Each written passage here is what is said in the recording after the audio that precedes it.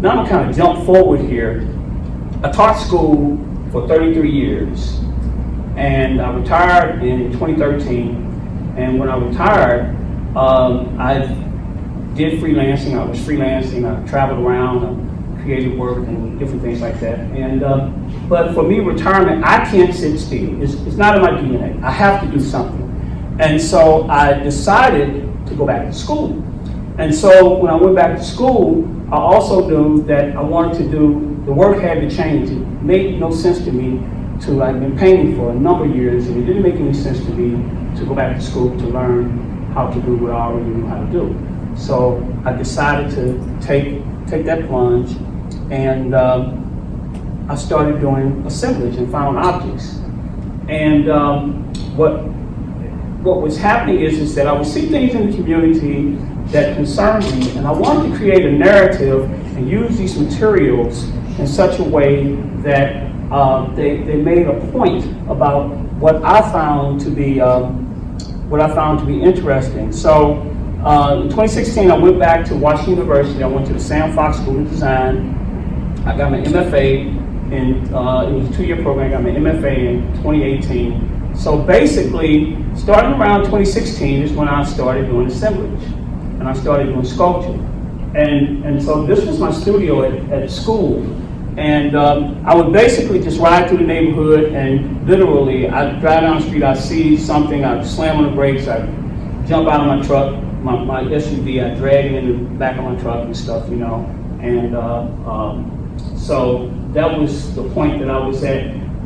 But it was a whole other, excuse me, there were a whole lot of other things that I wanted to say in the work. And I was impatient, and I wanted to learn how to weld, I wanted to learn how to do certain fabrication skills, and that's why I showed you the racetrack, because I knew how to do certain things, and I was one of those people that you could not tell me no. If you told me I couldn't do something, that just you can't dare me not to do it. So I just took a crash course in learning how to fabricate materials and using and incorporating the materials that I found in the community. Lost and found. I scrounged the alleys, boarded up buildings and vacant lots like an archaeologist looking for buried treasure. A treasure trove of materials left behind for me to collect and tell a story about what we value and how we treat the people that once owned them. Wrought iron, metal, rusty nuts, bolts and screws, ropes and chains, old broken tools, lots of wood, now burnt and rotten. There was once doors, window frames, and decorative molding, and an abundance of bricks. These materials don't discriminate who uses them or in what way they are being used. The materials, in essence, are a metaphor for the social and political climate of a divided nation. The Japanese have a saying, it's wabi-sabi. Wabi-sabi is literally the beauty of things that are modest, humble, imperfect, incomplete, impermanent, unconventional. My work of the assemblages that I do, in my assemblages, I address the complexities of African American culture without having to rely on the simplicity of painted representations of the black figure. My work is about the intersection of ideas and materials. It is juxtaposition of objects to invoke meaning, which is often lyrical and visceral. The works are intentionally ambiguous. Embedded in the narrative of my assemblages are concepts of transformation, the alchemy of taking these things that are discarded and repurposing them into a thing of beauty.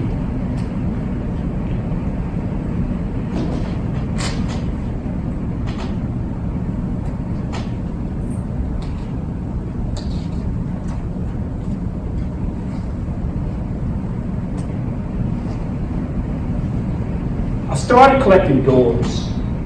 What is a door? A door is a metaphor for a door is an object that we all have contact with. We've all approached the door. The door is a metaphor for access. When you approach the door, somebody has to open the door and let you in. Once you go inside the door, you have access to whatever goods or services are on the other side of the door. Once you go into the door, you have a choice. You can either leave the door open and let somebody come in behind you, or you can close the door behind you, and you only have access to the materials that are there. When I started collecting these doors, Many of the doors that I was collecting were from the African American community, and they were wooden doors. I had a particular interest in wooden doors, and I had a particular interest in bricks and just all of these materials.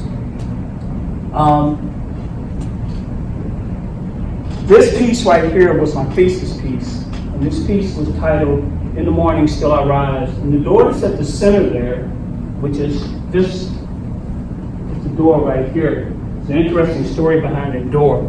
I had been in this area, and I'd been collecting materials, and these guys were clearing away some buildings, and I asked him, I said, "Can I take that door?" And he said, "Well, you better get it today because this area is going to be blocked off. You won't be able to get to it anymore."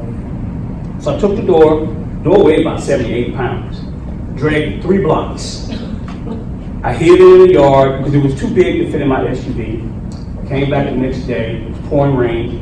I wrestled with it. My neighbor let me use his pickup truck. I wrestled with that door, got it in the back of the truck. I took it to my studio. Once I got it in my studio, it sat there for about 2 or 3 weeks. And I really had to decide what I wanted to do with the door. And more so, I had to listen to the door and let the door tell me what it wanted me to do with it.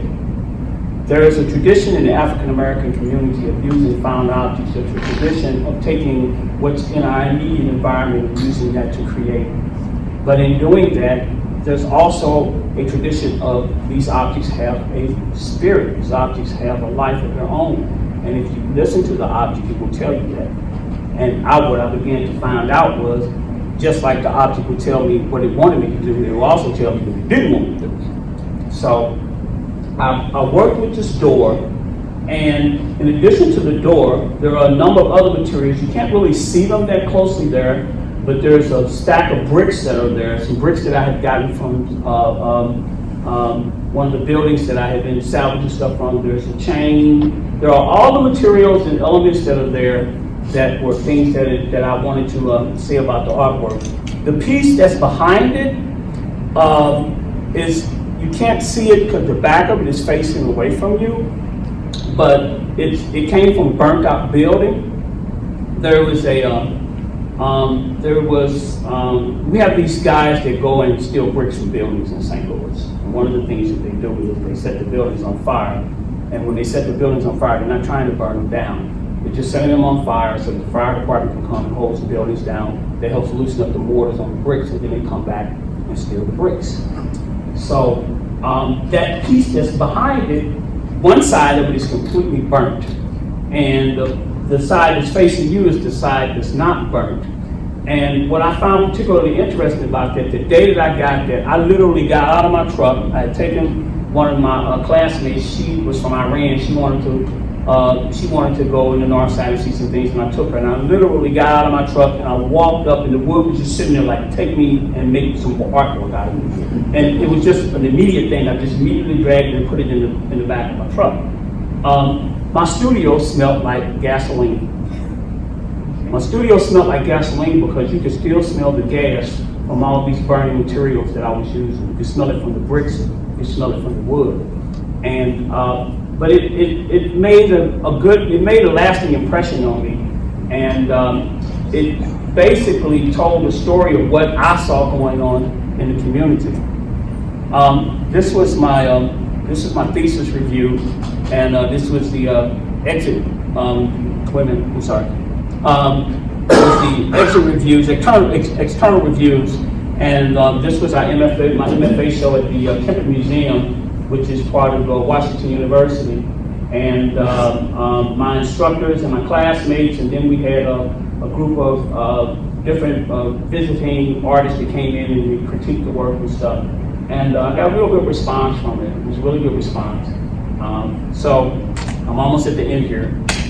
So coming to LA, I came to this program because LA has a tradition of assemblage artists, of black artists who went out into the community and they used the materials that they found to create artwork with. And those materials that they found told a story about some of the things that they were dealing with, especially after Watts and even all the way up after Rodney King. And so in coming here, I came here empty-handed. I didn't know what I was going to make. I called my friend Jean and told her I was coming to town, and she took me to a swap meet, and I basically went and I just picked up materials that anything that caught my attention. And once again, the whole exciting part to me is just letting the materials kind of dictate where they want to go and what they want to do with them. And that has been the biggest challenge for me, is just using the materials and letting them dictate policy to me. So